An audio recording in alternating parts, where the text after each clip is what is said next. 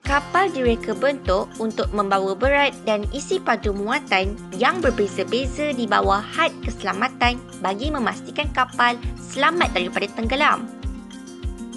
Garis muatan adalah penanda khas yang ditempatkan di tengah-tengah kapal yang menggambarkan draf kapal dan had maksimum yang dibenarkan dibawa oleh kapal di setiap jenis perairan yang berbeza. Tujuan asal aras garis muatan adalah untuk dijadikan had undang-undang maksimum sehingga dapat membawa muatan yang ditentukan. Daya tujah ke atas kapal bergantung kepada jenis air dan ketupatan air. Kapal akan terapung lebih rendah dalam air tawar kerana ketupatan air tawar kurang daripada ketupatan air laut. Kapal terapung lebih tinggi semasa musim sejuk dan lebih rendah semasa musim panas kerana air sejuk mempunyai ketupatan yang lebih tinggi. Plimsoll adalah idea daripada Samuel Plimsoll iaitu seorang pedagang terkenal yang telah dilahirkan pada 10 Februari 1824. Beliau telah mengkaji tentang kapal yang karam akibat terlebih muatan kargo. Beliau juga merupakan ahli Parlimen British yang aktif dan menaikkan satu usul dalam Parlimen iaitu Merchant Shipping Act of 1875 di mana terciptanya lot line atau yang kita panggil sebagai garis Plimsoll.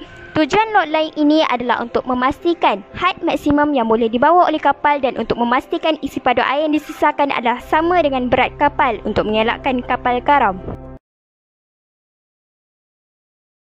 Bagaimana kita ingin membaca garis Plimsoll? Mari kita mulakan dengan penerangan tentang air.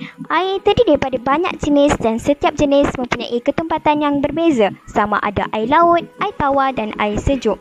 Semakin bertambah ketempatan air, semakin berkurang isi padu air yang disesakan dan juga semakin bertambah ketempatan air, semakin bertambah daya apungan. Jadi, mari kita lihat bagaimana garis Plimsoll dapat memberi kita maklumat keselamatan. Garis Plimsoll merupakan tanda kedalaman air yang sepatutnya bagi jenis air laut yang berbeza.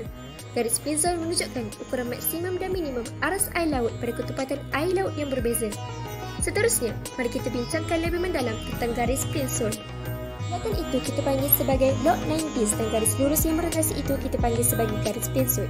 Kemudian, kita ada garis air tawar tropika, garis air tawar, garis lautan tropika, garis lautan musim panas, garis lautan musim sejuk dan juga kita mempunyai garis musim sejuk di lautan Atlantik Utara. Ianya penting bagi mana-mana kapal untuk mempunyai takaran air yang selamat untuk keselamatan dan ia juga penting untuk mengelakkan kapal daripada terkandas. Takaran air dapat diukur secara menegak antara lunas dan garis air kapal. Sekiranya kapal dimuat dengan lebih banyak kargo, takaran air akan meningkat. Garisan beban juga membantu menentukan muatan bebas kapal di mana ia adalah jarak antara lekukan kapal dan garis air. Sekali lagi, jika takaran air meningkat, maka lebih banyak muatan telah dimuat menyebabkan penurunan muatan bebas. Sekiranya muatan bebas dikurangkan lebih daripada hadnya, kapal boleh tenggelam.